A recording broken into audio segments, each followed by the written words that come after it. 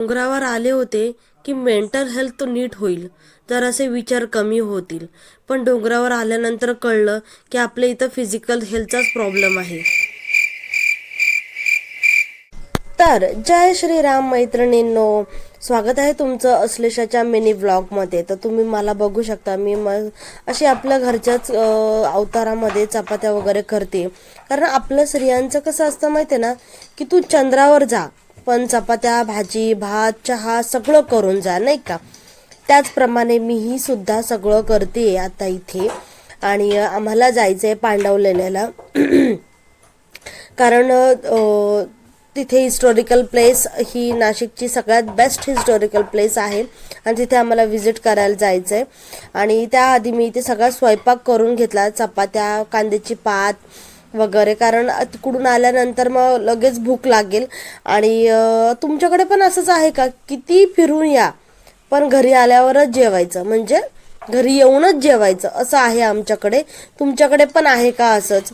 कारण आमच्या यांना बाहेरचं जेवायला जास्त करून आवडत नाही. आणि मी आणि देवला खूप जीभ आमची चटोरी आहे.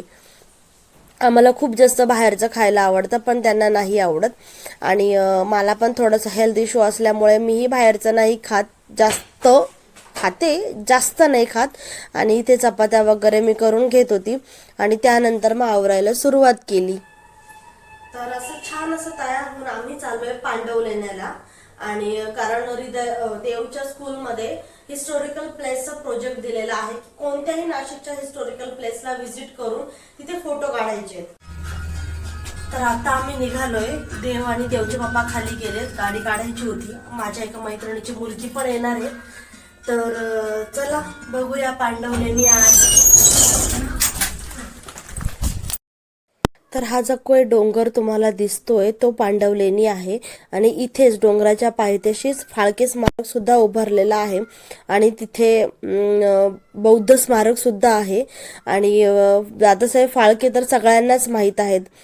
तर जे की आपले पहिले त्यांनी चित्रपट तयार केलेला होता.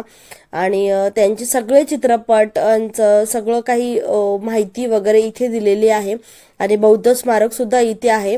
इथे जे काही इथे तुम्हाला दिसतंय तिथे ते दोन्ही गोष्टी आहेत. पण आज आपल्याला तिथे नव्हतं जायचं. तर आज आम्हाला पांडवलेण्याला जायचं होतं, कारण वेळ कमी होता. परत येऊन देवच्या पप्पांना ऑफिसला सुद्धा जायचं होतं. आणि तुम्ही बघू शकता इथे ट्रॅफिक खूप, म्हणजे ट्रॅफिक नाही पण गर्दी खूप जास्त आहे. कारण बहुतेक जण सकाळीच इथे येणं प्रेफर करतात. किती एवढंच? 101, 200. आता पप्पा आले की आपण वरती जाऊया.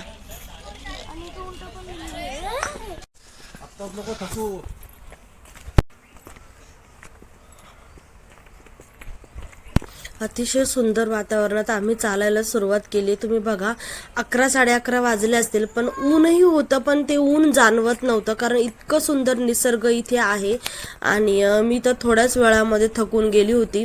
आणि ते म्हणतात ना की मेंटल हेल्थ रिपेअर करायला गडावर येत होती आणि इथे फिजिकल हेल्थचाच प्रॉब्लेम होऊन गेलाय. तर अशी काहीशी कंडिशन माझ्यासोबत झाली आहे. 15 पायऱ्या बाकी आहेत फक्त.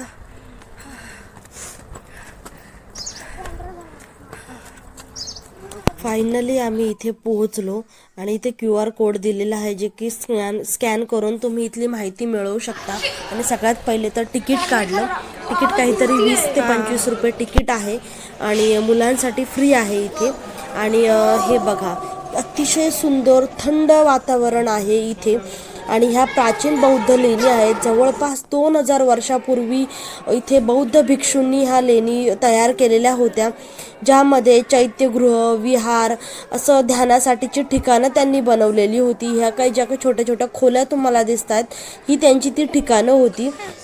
आणि असं म्हणतात की इथे पांडवांनी वास्तव्य केलं होतं जेव्हा ते वनवासात निघाले होते, म्हणून ह्याला पांडवलेणी असं नाव दिलेलं आहे.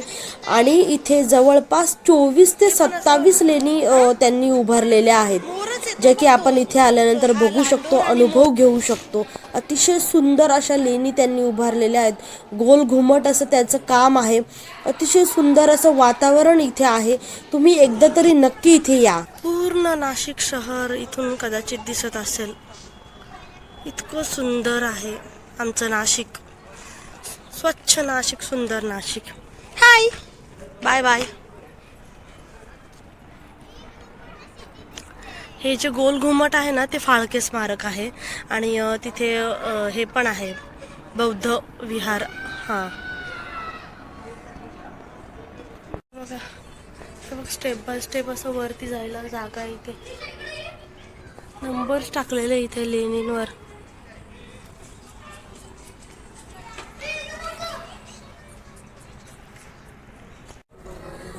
मी तर बसून घेतलेलं आहे, कारण मला जर मी वरती चढले आणि मला जर परत खाली नाही उतरता आलं तर माझा प्रॉब्लेम होणार आहे. त्याच्यामुळे मी इथे बसून घेतलं. आणि इथे मोस्ट ऑफ ना कपलच दिसेल तुम्हाला. कुठे फिरायला जागा नाही भेटली का इकडे येतात पांडव लेण्याला फिरायला. खरं सांगू का, पांडव लेणी हे उत्कृष्ट ऐतिहासिक स्थळ आहे, पर्यटन स्थळ आहे. आणि हे एक प्राचीन बौद्ध कलेचा आणि स्थापत्यशास्त्राचा एक उत्कृष्ट नमुना आहे, जे की प्रत्येकाने इथे येऊन तो अनुभवलाच पाहिजे. पण तरीही असं असतं ना की काही लोक असतात जे की काही गोष्टींचा दुरुपयोग करतात. असेही लोक प्रत्येक ठिकाणी असतात. असं नाही का ते सगळीकडे असतातच किंवा नसतातच, ते प्रत्येक ठिकाणी असतात. आणि काहीशी लोक इथेही आहेत जे की याचा दुरुपयोग पहिले करत होते. आता खूप जास्त स्ट्रिक्ट केल्यामुळे ते नाही करत. इथे खूप तुम्हाला अतिशय सुंदर असा निसर्ग बघायला भेटणार आहे. आणि अतिशय सुंदर असं वातावरण तुम्हाला इथे अनुभवायला भेटणार आहे. म्हणजे ह्या लेण्या तर आपण बघूच, यांची माहिती पण आपण घेऊच, पण हा जो निसर्ग आहे ना, की कमीत कमी लांब जाऊन, म्हणजे जास्ती आमच्यासाठी हे खूप जास्त जवळ आहे. तुमच्यासाठी पण नाशिक काही जास्त लांब नसणार आहे, पण तरी सुद्धा इथे आल्यानंतर तुम्हाला हा जो निसर्गाचा अनुभव घेता येणार आहे ना, तो खूप कमाल असणार आहे. हे जे काही बौद्ध भिक्षूंनी हे जे काही लेण्या केल्या असतील ना, खरंच त्या काळातली लोक काय काम केलेलं आहे ना. कोणताही इंजिनियर शिवाय हे अतिशय असं कोरीव काम. इथे वरती आहे ना हत्ती, सिंह अशा टाईपचे म्हणजे ॲनिमल्सचं सुद्धा त्यांनी कोरीव काम इथं केलेलं आहे. आणि अतिशय सुंदर, म्हणजे त्यांचं कामच काही वेगळं होतं. विदाऊट इंजिनियर त्यांनी जर इतकं सुंदर काम केलेलं आहे, तर तेव्हा जर इंजिनियर असते, मला नाही वाटत इंजिनियर सुद्धा इतकं छान काम करू शकतात. आता ह्यांनी याचं मोटिव्ह काय असेल, त्यांनी हे जे काही बनवलंय वरती, मला असं वाटतं ना सिंहासन असणार आहे. असं वरती चढून जाऊन वरती असं सिंहासन असणार आहे कोणासाठी तरी, काय माहिती यार. तेव्हा खरंच का लोकांनी हे सगळं बनवलं असेल. पण खरंच खूप छान आहे इथं बघण्यासारखं ना, काहीतरी नवीन माहिती मिळते. आणि मुलांना सुद्धा आहे ना, म्हणजे शाळेने जो काही उपक्रम दिला आहे ना, की मुलांना ऐतिहासिक हिस्टॉरिकल प्लेसवर घेऊन जायचं आणि तिथे त्यांना त्यांची माहिती द्यायची आणि असा प्रोजेक्ट बनवायला सांगितलाय, तर कमाल. मला तर ही कन्सेप्ट खूप जास्त आवडली आहे. तुम्हाला काय वाटतं?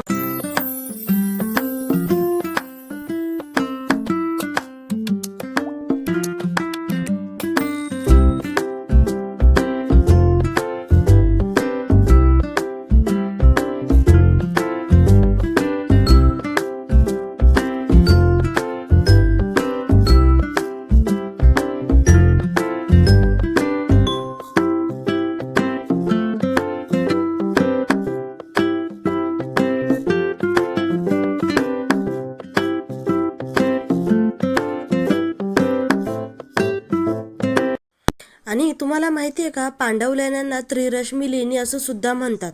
नाशिकच्या जवळ जे त्रिरश्मी डोंगरामध्ये कोरलेल्या आहेत आणि ह्या 2ऱ्या ते 6व्या शतकात बनवल्या गेल्यात असं म्हणतात. इथल्या भिंतींवर बुद्ध, बोधिसत्व आणि ना विविध बौद्ध धर्माचे प्रतीकांचं कोरीव काम सुद्धा आपल्याला बघायला भेटतं. तुम्ही नाशिकच्या बाहेरचे असाल आणि तुम्हाला जर नाशिकमध्ये ट्रिप करायची असेल, तर तुमच्या व्हिजिट लिस्टमध्ये पांडवलेणी हे असायलाच पाहिजे. आणि तुम्हाला जर ट्रेकिंग आवडत असेल ना, तर पांडवलेणी हे मस्ट आहे. कारण तुमच्याकडे वेळ कमी आहे तर पांडवलेणीला या. तुम्हाला जास्त थकायचं नाही आहे तर तुम्ही पांडवलेण्याला या. इतकं सुंदर असं ठिकाण आहे, निसर्गरम्य असं ठिकाण आहे. इथलं वातावरण हे खूप शांत आणि थंड वातावरण आहे. इथे तुम्हाला गरम होणार नाही. तसंही नाशिकमध्ये गरम होतच नाही, तर तुम्ही इथे बिनधास्त येऊ शकता. आणि एक अतिशय पर्यटन स्थळ म्हणून हे एक उत्तम उदाहरण आहे, जे की तुम्हाला इथे येण्यासाठी अतिशय सोपं आहे. इथल्या लेणी बघा, इथलं काम बघा आणि प्रसन्न मनाने आपल्या आपल्या घरी जा. बाय. इथपर्यंत असाल तर व्हिडिओला लाईक, शेअर, सबस्क्राईब करा आणि कमेंट करून नक्की सांगा व्हिडिओ कसा वाटला.